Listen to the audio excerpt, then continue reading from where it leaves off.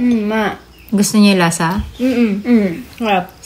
So ayan guys, may nag-challenge sa atin kung kumakain daw ng ginatang bilo-bilo sila Ate Aska at Ate Akari. Actually, hindi ko pa sila napatikman. Kasi nga pag may gata guys, hindi talaga mahilig mga hapon sa gata. Ganon din yung asawa ko. Pero dahil nag-challenge si ate, ay gagawa tayo. Ate ba si kuya? Hindi ko alam sino yung nag-request nun guys. At meron tayo ditong tapioca, syempre. Syempre, hindi mawawala yung coconut milk. At konti lang gagawin natin kasi isang lata lang yung meron tayong stock ngayon. And then, eto naman guys, yung mga air yam natin o yung ube natin na nakahang at yung ube nila sa ilalim hindi ko pa naka-harvest kasi medyo maaga pa at baka wala pang laman talaga yun. At lalo na, naglakihan to, hindi ko kagad natanggal. Ito yung nag-uulan, hindi ko basta sila natanggal. At meron lang tayong kamuting dilaw dito. Tapos ang gagamitin lang natin na saging ay yung saging na ganito, lakatan. At wala tayong bilo-bilo. Wala tayong ano guys, yung saba. Tapos ang gagamitin lang natin instead na bilo-bilo ay yung pinaka-sticky bar nila. Ayan. Ito yung parang tikoy. Tapos kasi instant na to kaya ito lang gagamitin natin. So yung mga sakap natin plus syempre may asukal. Or pwede rin kayo maglagay ng condensed milk kung gusto nyo maging creamy siya. Or Nestle cream.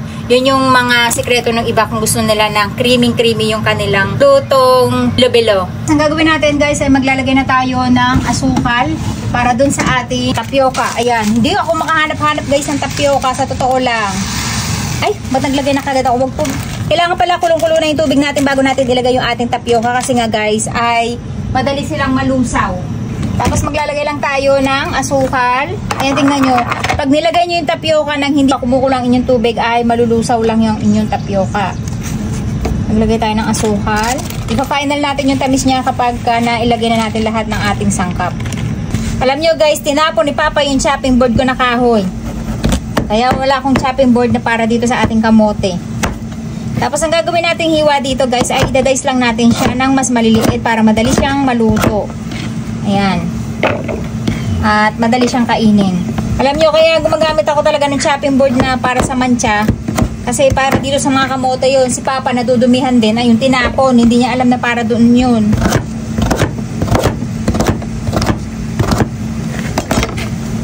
Ang susunod natin ay babalatan natin itong ating mga ube. Kumukulo na yung ating tubig, pwede na natin ilagay yung ating tapioca. At hintay lang natin yung kumulo ng kumulo guys hanggang sa lumambot siya habang tayo naghihiwa. So, lalagay naman natin ngayon yung ating gata pagkatapos maluto yung ating tapioca. Okay.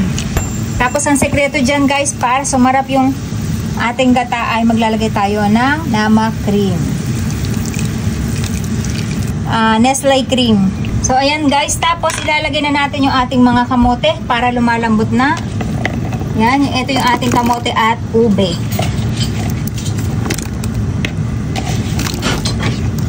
Ang ating mochi guys, ganito lang siya. Ayan. Hahatiin lang natin siya sa 8.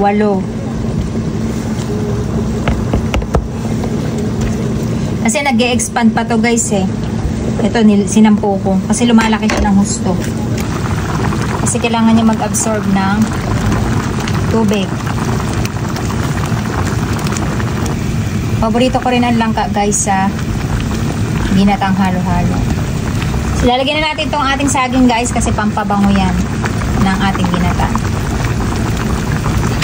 At isang saging na lang ang nailagay natin dahil si Akari ay kinain lahat yung pinabili kong saging. Guys, kasi yung saging talaga nagpapabango dito sa ating kapatan natin sa Pilipinas yata yung bango na po niya guys na sasabi. Papatayin lang natin yung ating apoy kasi nga tayo ay magla-lunch muna at ito yung pinaka-dessert natin. Ayan. Papalamigin lang natin syempre dahil si Ate Aska hindi niya rin ito ma-enjoy dahil hindi siya mahilig sa mainit. Ayan na guys yung ating ginatang bilo-bilo. Ayan, hindi nga lang siya binilo-bilo kasi instant yung ating bilo-bilo. Ayan. At magsasalin lang tayo for taste test ni Ate Aska at Ate Akari. Ayan, syempre ako din. Pinaka-dessert natin to. Oo. Ayan.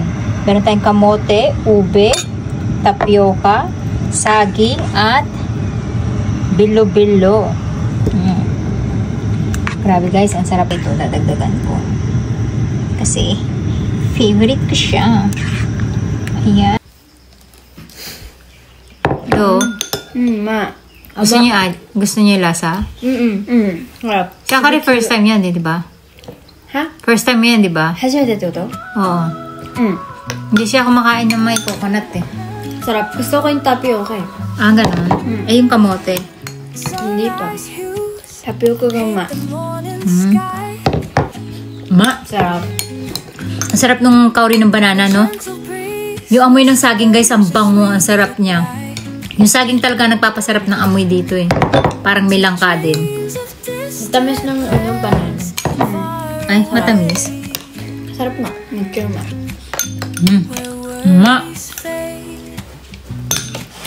Ang sarap ng ang ube. Murasaki tsuko ne umai. Sore, murasaki tsuko ne. さつまいもがうまい。紫つくね。 Tsuko ne ga aruんじゃない？そこね、肉の名前だよ。いや、芋もある。どう？ube. Sarap. Mas gusto ko yung banana. Ah, yung mga nakalagay dyan, banana ang gusto mo? Ano lahat na. Si Ate Aska, tsukune, no? Ay, si Ate Aska rin. Anong gusto mo dyan nakalagay? Kamote. Tsubu-tsubu. Tapioca. Ato satsumai mo dyan, no? 餅も美味しい。うまいでしょ？あと。うまいよ。美味しい。美味しい。うまっ。Nahahawa ko. Kanya-kanya na lang tayo tubig, ah. Tukang dalang tubig. Sarap. Ang sarap ng mochi. Ang sarap ng malagkit, guys. Ang sina. Hindi ko na sila mahintay, guys. Tumitikim na din ako. Sarap. 9 ko naman. Masarap. Sarap. Kasi busog kami, guys. Kumain kami ng kanin, kaya konti lang binigay ko sa kanila. Sarap nung kain namin ng manok kanina, no? Nagustuhan nila, guys. Diyan ka ba kakain, ma? Papatikman din natin kay Papa kasi yun nga, may nakain na kami sa sushi. Nagustuhan niya din. Sushi. So, Thai ka, Indonesia ka. Tabi timi. First time ko lang siya pinatikman, guys. Lagi ako nagluluto nito. うまいわ美味しい Honto? 同じ味同じでしょ? De, Pilipino wa, imo daki haiteru. Kaso sabi ko sa Pilipinas, may kamote lang siya. Pero umay, diba? Tapos, Pilipino wa ne, banana to. Satsumai, murasaki tsukone ga haiteru daki. Sabi ko. Tinatikman ko sa kanya yung ube, tsaka yung 美味しい Anthony, 少なさら bakit nakaganon? Easy na, Anthony. 美味しいよ Kasi nagustuhan niya, sabi ko magluluto ako niya, papatikman ko sa kanya. チキンにお腹いっぱいで美味しく食べられる甘いのはね